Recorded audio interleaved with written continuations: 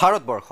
আপুনি যিকোনো এটা কাম কৰিবৰ বাবে আপোনাক তাৰ বাবে পৰ্যাপ্ত কাগজ পত্ৰ লাগিব যিকোনো এটা সাধাৰণ কামৰ বাবে আপোনাৰ পৰা ভোটাৰ আইডি কাৰ্ডৰ পৰা আৰম্ভ কৰি পেন কাৰ্ডৰ পৰা আৰম্ভ কৰি আৰু বৰ্তমান সময়ত আধাৰ কাৰ্ডৰ প্ৰয়োজনীয়তা অপৰিসীম বেংকলৈ যাওক বা বিভিন্ন কামলৈ যাওক আপোনাক কাগজ পত্ৰ লাগিবই কিন্তু এইখন ভাৰততে বৰ্তমানৰ ভাৰত চৰকাৰে কেন্দ্ৰত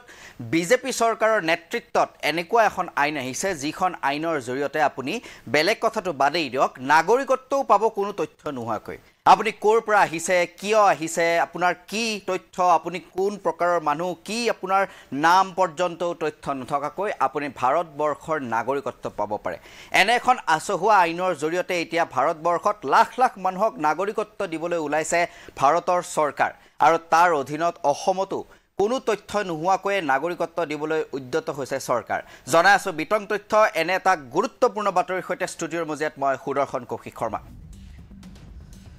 আৰু এটা ব্ৰেকিং নিউজ যে তথ্য নাথাকিলেও কাৰ জৰিয়তে লাভ কৰিব আপুনি নাগৰিকত্ব পৰ্যাপ্ত প্ৰমাণ নাথাকিলেও কথা নাই নাকচ নহয় কাৰ জৰিয়তে নাগৰিকত্বৰ বাবে কৰা আবেদন নাকচ নকৰিবলৈ ৰাজ্যৰ উচ্চ ক্ষমতা সম্পন্ন কমিটিসমূহলৈ কেন্দ্ৰীয় গৃহ মন্ত্ৰালয়ৰ নিৰ্দেশনা নিষ্পত্তিৰ বাবে পিছলৈ ৰাখিব লাগিব পৰীক্ষণত যোগ্য বিবেচিত নোহোৱা আবেদনসমূহ কেন্দ্ৰীয় চোৰাংচোৱা সংস্থাক আবেদনৰ তথ্য প্ৰমাণ পৰীক্ষণৰ মুখ্য দায়িত্ব প্ৰদান অসমত ইতিমধ্যে আৰম্ভ হৈছে নাগৰিকত্ব বিচাৰি দাখিল কৰা 8খন আবেদনৰ পৰীক্ষণ প্ৰক্ৰিয়া গতিকে এই জনাই আছো অসম দেশৰ আন এক বিষম কথা বা ভাৰতৰ আন এক গুৰুত্বপূৰ্ণ আৰু ভয়ংকৰ এক কথা আসলতে আপোনাৰ কোনো তথ্য নাথাকিলেও আপুনি নাগৰিকত্ব পাব পাৰে নাগৰিকত্ব সংশোধনী আইন জৰিয়তে আৰু কাৰ এই বিশেষত্ব আচহুৱা আচম্বিত কৰিব পৰা বিশেষত্ব যে কোনো তথ্য নোহোৱাকৈ আপুনি নাগৰিকত্ব লাভ কৰিব পাৰে গতিকে বিশেষকৈ অসমৰ প্ৰেক্ষাপটত য'ত হিন্দু বাংলাদেশীয়ে আটাইতকৈ বেছি নাগৰিকত্ব পোৱাৰ সম্ভাৱনা আছে তেনে এক সময়তে পোহৰলৈ আহিছে আন এক ভয়ংকৰ তথ্য যে কাৰ জৰিয়তে আপুনি তথ্য নথকাকৈও নাগৰিকত্ব পাব পাৰে গতিকে তথ্য নথকাকৈও কাৰ জৰিয়তে নাগৰিকত্ব দিবলৈ উদ্যত হৈছে চৰকাৰ পৰ্যাপ্ত প্ৰমাণ নাথাকিলেও নাকচ নহয় কাৰ জৰিয়তে নাগৰিকত্বৰ বাবে কৰা আবেদন নাকচ নকৰিবলৈ ৰাজ্যৰ উচ্চ ক্ষমতা সম্পন্ন কমিটিসমূহলৈ কেন্দ্ৰীয় গৃহ মন্ত্ৰালয়ৰ নিৰ্দেশনা কেন্দ্ৰীয় গৃহমন্ত্ৰী অমিত শ্বাহ আৰু তেওঁৰ মন্ত্ৰালয়ৰ পৰাই নিৰ্দেশনা আহিছে যে আবেদন যাতে নাকচ নকৰে পৰ্যাপ্ত প্ৰমাণ নথকা নাগৰিকত্বৰ বাবে কৰা আবেদনসমূহ যাতে নাকচ নকৰে তাৰ বাবে উচ্চ ক্ষমতা সম্পন্ন কমিটিসমূহলৈ গৃহ মন্ত্ৰালয়ৰ পৰা আহিছে নিৰ্দেশনা নিষ্পত্তিৰ বাবে পিছলৈ ৰাখিব লাগিব পৰীক্ষণত যোগ্য বিবেচিত নোহোৱা আবেদনসমূহ কেন্দ্ৰীয় চোৰাংচোৱা সংস্থাক আবেদনৰ তথ্য প্ৰমাণ পৰীক্ষণৰ মুখ্য দায়িত্ব প্ৰদান আৰু নিষ্পত্তিৰ বাবে যিখিনি আবেদনৰ আসলতে খামখেয়ালি থাকিব সেই আবেদনসমূহৰ নিষ্পত্তিৰ বাবে পিছলৈ ৰাখিব লাগিব পৰীক্ষণত যোগ্য বিবেচিত নোহোৱা আবেদনসমূহ আৰু এই পৰীক্ষণ কোনে কৰিব এই পৰীক্ষণ কৰিব কেন্দ্ৰীয় চোৰাংচোৱা সংস্থাক এই আবেদনসমূহৰ তথ্য প্ৰমাণ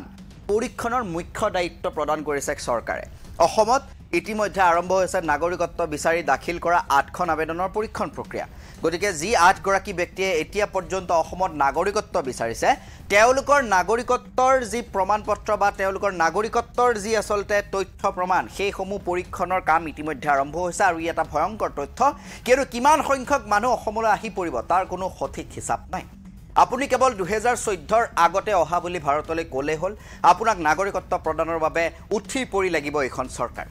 গতিকে এতিয়া তাকে লৈ অসমত সৃষ্টি হৈছে হৈছৈৰ অসমত সৃষ্টি হৈছে আন্দোলনৰ অসমত সৃষ্টি হৈছে প্ৰতিবাদৰ আৰু অসমত সৃষ্টি হৈছে তীব্ৰ সমালোচনাৰ অসমত সৃষ্টি হৈছে চিন্তা চৰ্চা অসমত সৃষ্টি হৈছে তুমুল প্ৰতিক্ৰিয়াৰ আৰু এই মুহূৰ্তত আহি পৰা আমাৰ খবৰ অনুসৰিয়ে এই বৃহৎ খবৰ যে যিটো বৃহৎ খবৰ শুনি আপোনাৰো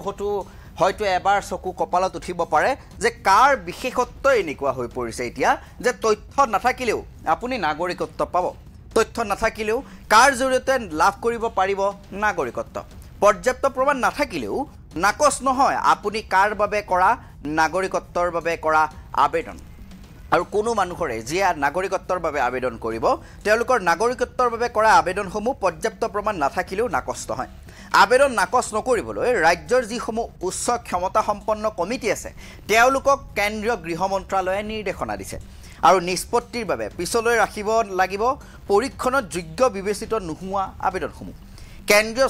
চোৰাংচোৱা সংস্থাক আবেদনৰ তথ্য প্ৰমাণ পৰীক্ষণৰ মুখ্য দায়িত্ব প্ৰদান কৰিছে কেন্দ্ৰীয় চৰকাৰে আৰু অসমত ইতিমধ্যে আৰম্ভ হৈছে নাগৰিকত্ব বিচাৰি দাখিল কৰা 8খন আবেদনৰ পৰীক্ষণ প্ৰক্ৰিয়া কিন্তু এতিয়া পৰ্যন্ত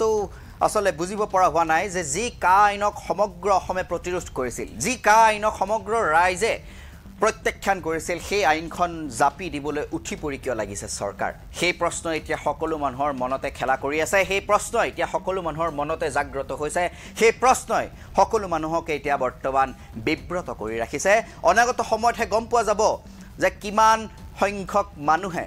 নাগৰিকত্ব সংশোধনী আইনৰ জৰিয়তে নাগৰিকত্ব লাভ কৰে